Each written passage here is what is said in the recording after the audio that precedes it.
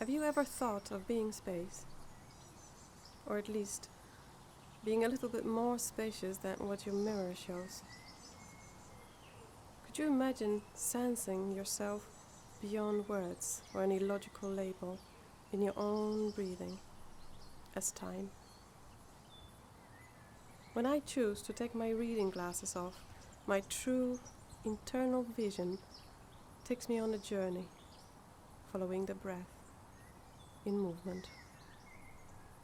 And so I wonder if you could see yourself alongside what you feel, with eyes open or closed, like I do, in 3 simple steps of relating to life bigger than ourselves.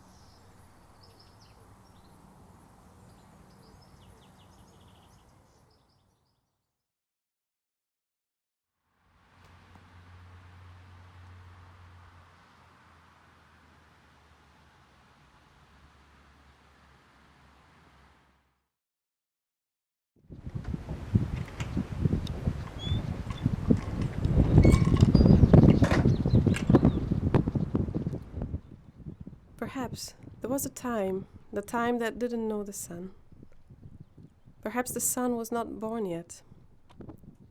And perhaps the earth, as we call it now, comes from those times. Darkness feels much older than the light. I'm lying down with my eyes tightly closed, experiencing the cold breath in through my mouth and the warmth when I exhale. All my senses seem to work much sharper in the dark. They come from that realm. But they were created to meet the light of the outside world, to soften the meeting grounds, to be gentle, to make friends, to protect the dark and to feed the eternal darkness too. They are both the offspring and the breadwinners, the expressions of the ultimate being and the receptors of and for all the current states.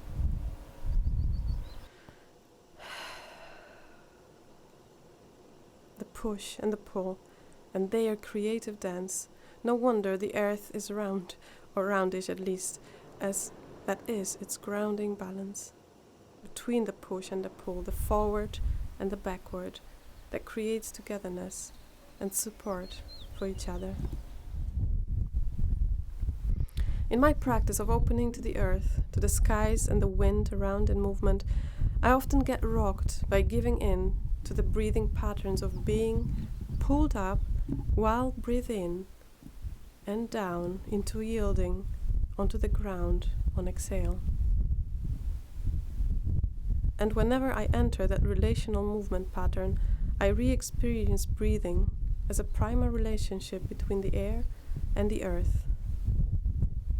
I thus relive my own belonging to the earth as a place of rest and comfort. At the same time, though, it is the earth that provides all the support for another lift up to come and helps me rise up. Air in, air out. The earth is breathing alongside with me, through me and around me, and it carries a lot of playful quality in how it handles its relationship with the air. It grows in my attention to full body breath, to remind me of the spatial directionality of the body, able to move in all the directions at the same time, even if on different scales of engagement. Obviously, breathing with my back will be less prominent than with the chest, but it is still moving, receptively. Free movement, deprived of purposeful directionality, by giving in to the body and following the arising sensations, helps me to listen to otherwise silenced body messaging. For me, it often reveals the deep need of shifting the upright hierarchy of walking by releasing the feet into the air, as well as the heaviness in my head by bringing it to the ground for immediate support and comfort. The spontaneity of moving in relation to breathing whole bodily wakes up all the possibilities of being in space. And by entering such freedom, feelable and enabled by my unbreakable relation to the ground as a lively and far from flat surface, it lets the directionality express itself in possible motion. Its source reveals itself to me as that coming from the center of the earth, eliminating thus the simplified view of gravity as working downwards only. Gravity feels all-directional, radiating all over the globe in its all-embracing squeeze, and that is what comes through in my free movement as well. Different parts of my body have different needs for this open dynamic of Earth's breathing along, for being more or less resistant to either up or the down. A lively relationship.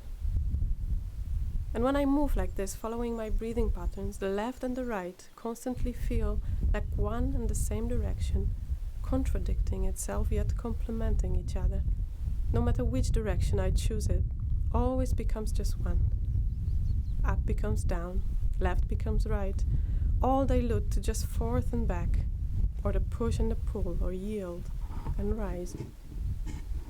Just to make me realize this is exactly what breath does as well, moving towards and backwards, not necessarily in and out, as I normally perceive it in its relational encounters.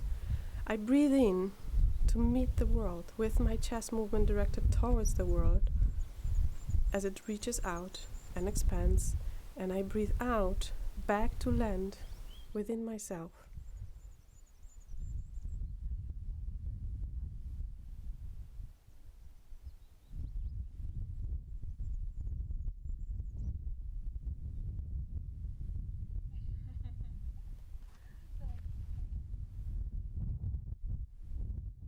At the same time, I can understand my breathing in as taking a bit of what I need from the earth's air, only to breathe out what I have to share.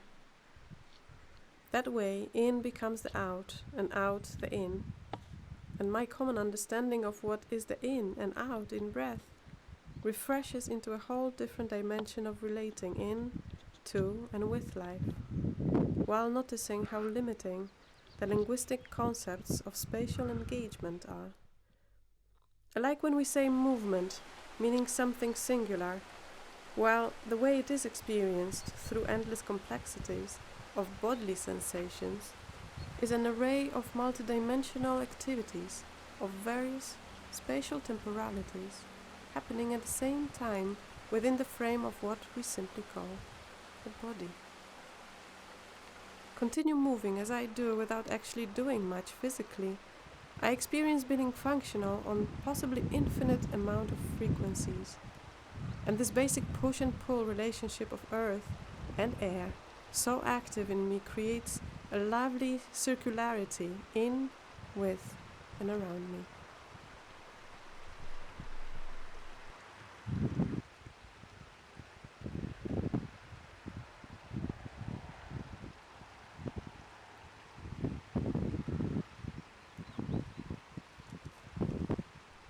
I feel this relationship as soft and gentle in its creative enterprise, yet I know it is the same push and pull that can create most violent punch or furthest retreat in other movement contexts, and I feel its implicit potency for any change, and those felt possibilities are endless.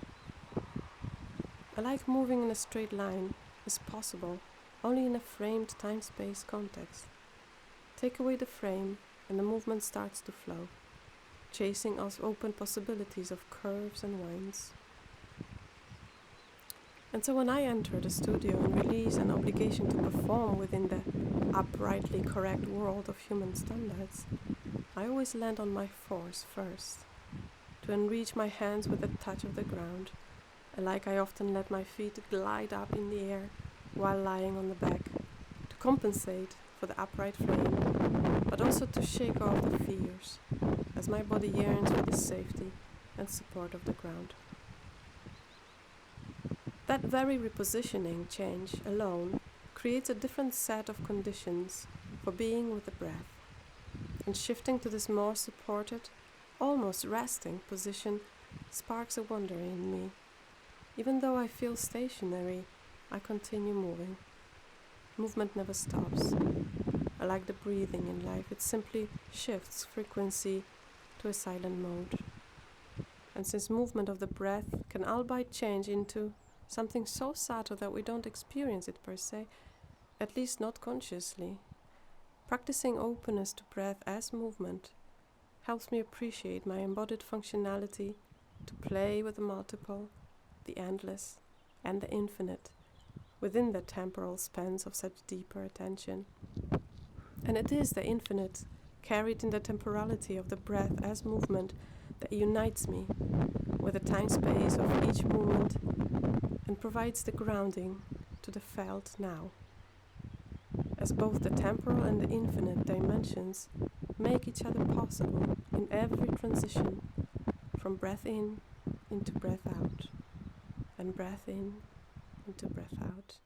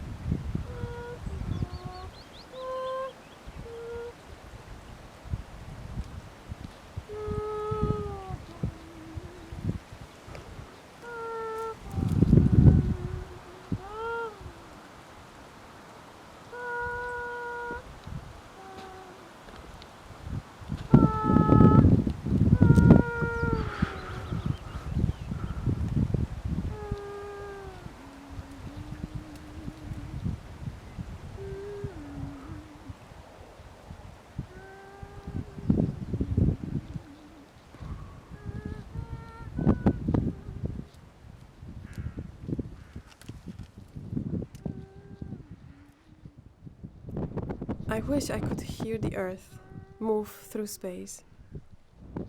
I sense into the breeze, like a layer that hugs the earth as an expression of the spatial relationship between the cosmos and the permeable surfaces of the earth.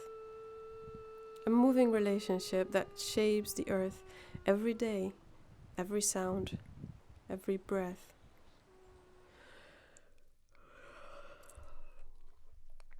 I'm yawning, standing with my hands open. My chest opens too and gets pulled out. Head goes up. My feet want to spread out. My toes part. My back wants to stretch. And I'm in a new relationship again.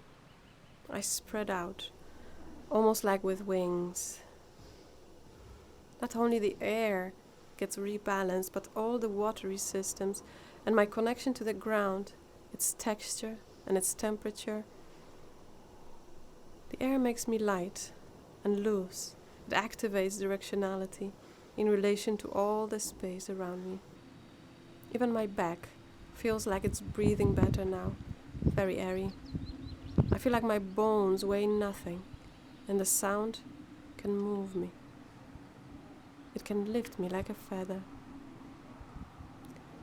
I'm scooping air and spreading it around. I'm scooping ground and spreading it about. My feet are so light, I'm throwing myself around and being thrown at the same time. Who is doing the moving? I don't know. My toes are taking off. My heels can hardly support the whole body as it wants to fly. My hair is so delighted. The longer it grows, the more fun it has. I need to sit down to give my feet more air. They don't want to be on the ground. They want to be where my hands are, in the air. They want to do their clowning and jumping in the air, so carefree and childish, exploring the air. No child can say no to that infantile ridiculousness of freedom and shifting hierarchies.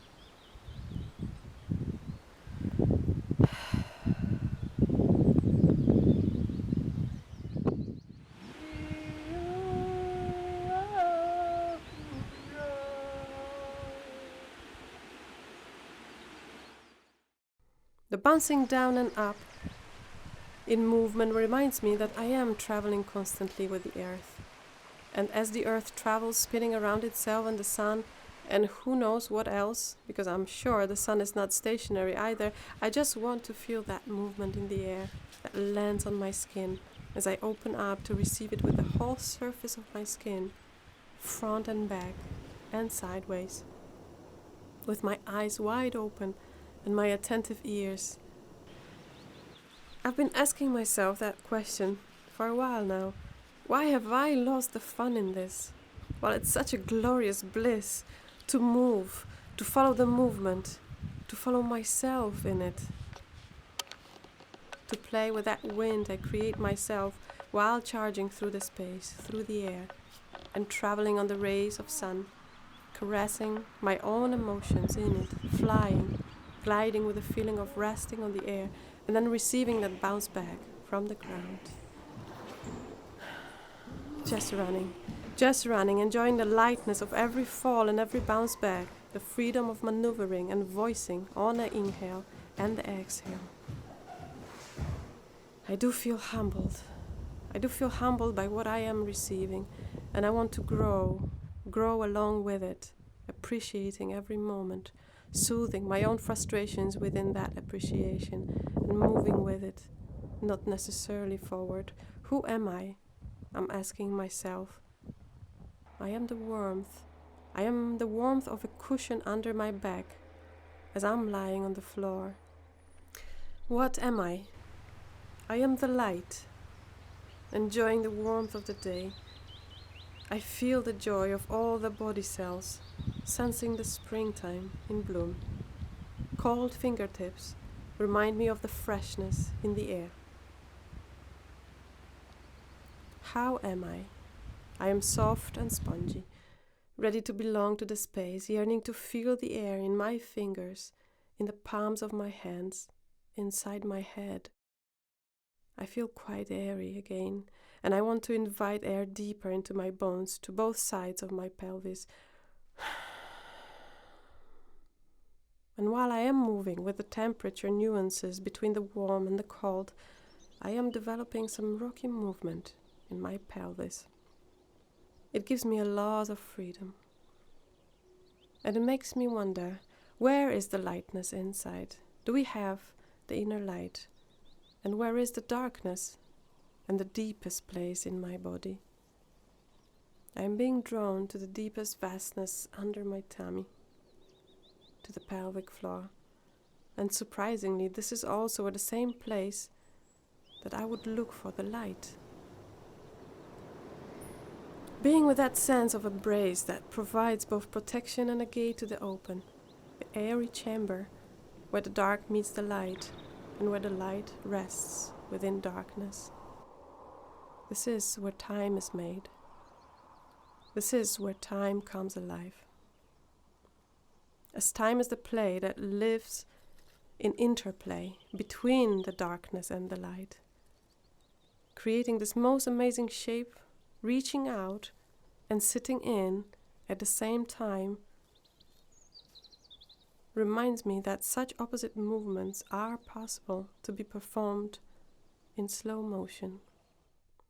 Reminds me that the breath in starts already somewhere in the breath out. There is no borderline.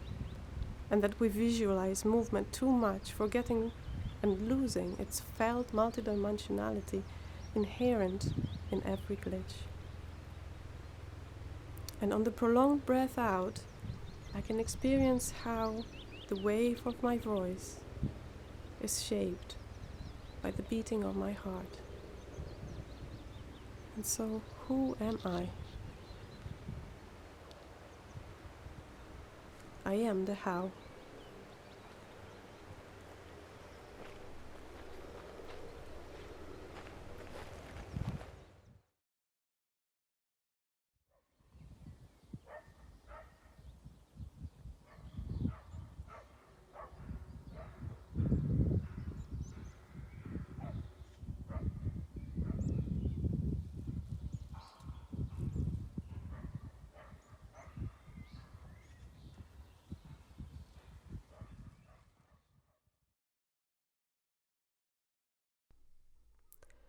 I'm sitting on a big pile of rocks, and on the sound of underground water rushing underneath it all.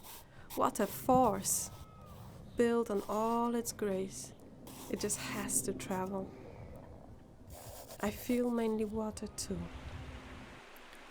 Water in its true relation to the earth, springing of it like a newborn baby, and then expanding and growing and traveling the world, merging with other water species, shaping the land, curving the continents, and hugging it all constantly on the go, constantly changing, filled with air, then evaporating, to travel even further, through the air.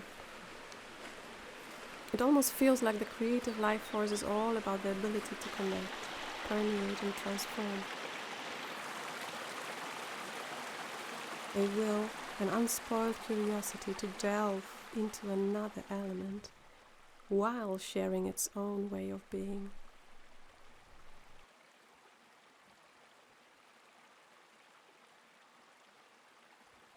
Oh, finally! How good is it to be reminded that the softness of this ground covered with thick layers of moss is soft because of volumes of water it stores underneath. I'm literally sinking into the soil, giving every step to the earth, not owning it.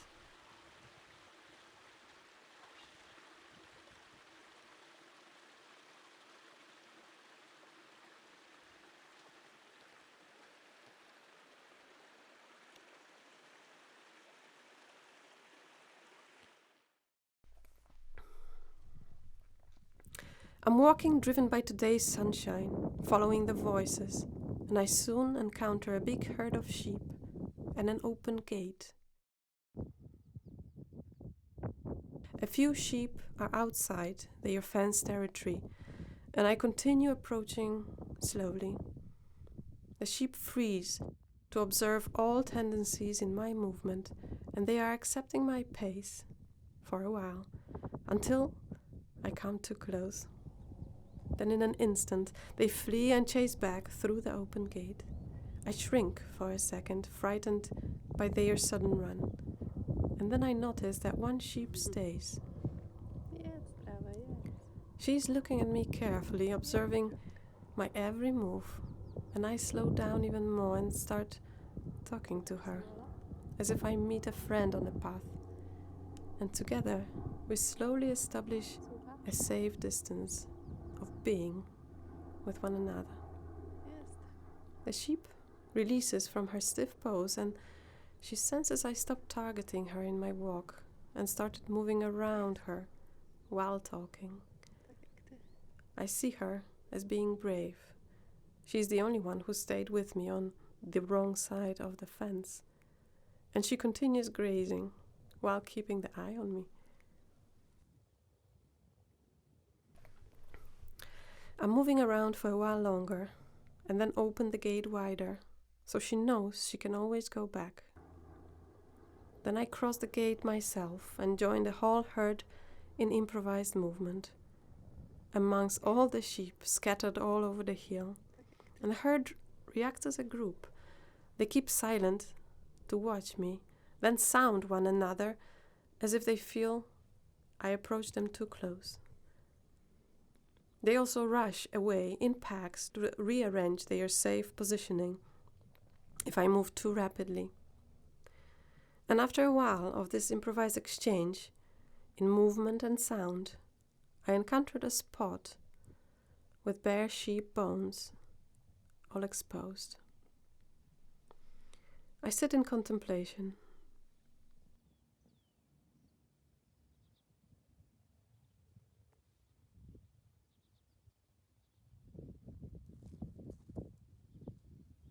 Again then, the experience adds up to my wonderings about the interpenetrating opposites, the form and the flow, or the structure and the living force relationships, and makes it very tangible to relate, both physically and emotionally.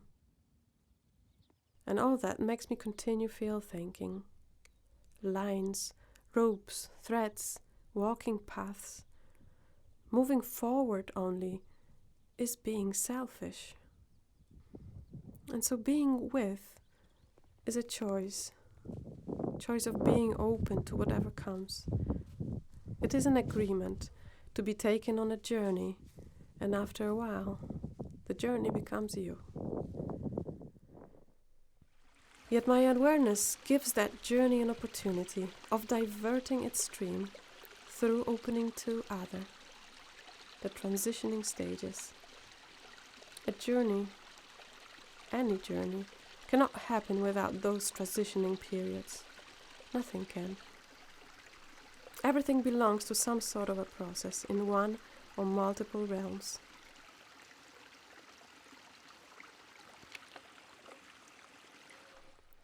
Day and night also have a different relationship to each other in different places on Earth. Day becoming a night can be a slow, fluent process, or it can happen abruptly, within minutes. And so the transitioning may have different dynamic of being fluent and flowful, or a bit bumpy and fast, switching directions. Movement can also transition into something completely new, with only traces of resemblance to the old process it transitioned from, like in an open shape, any open shape. And so any thorough transition does have a recognizable, repeatable pattern that keeps looping, that keeps coming back while moving forward. And I guess it's the same to say that endless possibility of something does not exclude the endless possibility of something else. And I think this is exactly why we have 2 hands, 2 feet, 2 eyes, 2 ears, 2 nostrils, up and down sides of the lips.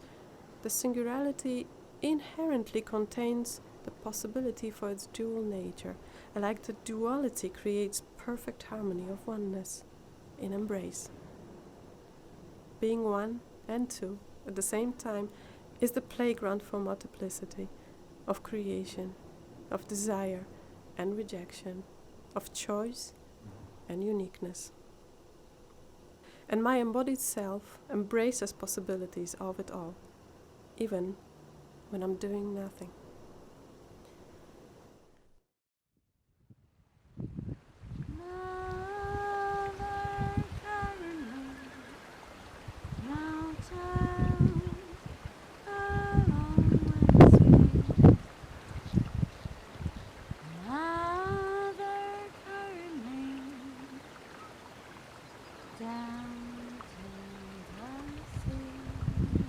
The very thought is an abstraction of way more complicated movement happening all the time, escaping all simplification, escaping contained understanding, possession, because it is open, never ending.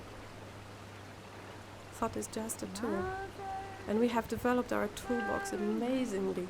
Aren't we witty? Aren't we the crafters, shape-shifters, drawing lines, making things make other things? What do you think made us? It is the Earth's repetitious movement. We have been created by it. We have been created by the circular movement of the Earth around the sun, while it lives and creates life in the same way, by repeating the pattern of night and day, by living its transformative power of creation. I wonder what would happen to the shape of our thoughts and our bodies if the circle of night and day was to be altered. What if a day could follow another day without a night in between? Would it still be 2? And what if the Earth were once to follow a different pattern around the sun in space? What new shapes would the life on Earth grow? I wonder. And perhaps one day it will happen, or perhaps one night, depending on who is talking, or who is doing the thinking. And life is way too complex to be captured in words, in its magical connectivity between anything and everything, between something and nothing. And so, had I been seeing the world perfectly with my own eyes, I'm thinking, I might have never become a human being whose real vision thrives on such magical mysteries of the unseen, but deeply felt in movement of nature. And only one question remains to be asked. Why am I? Why are you? Why are we here? It's because we are nature.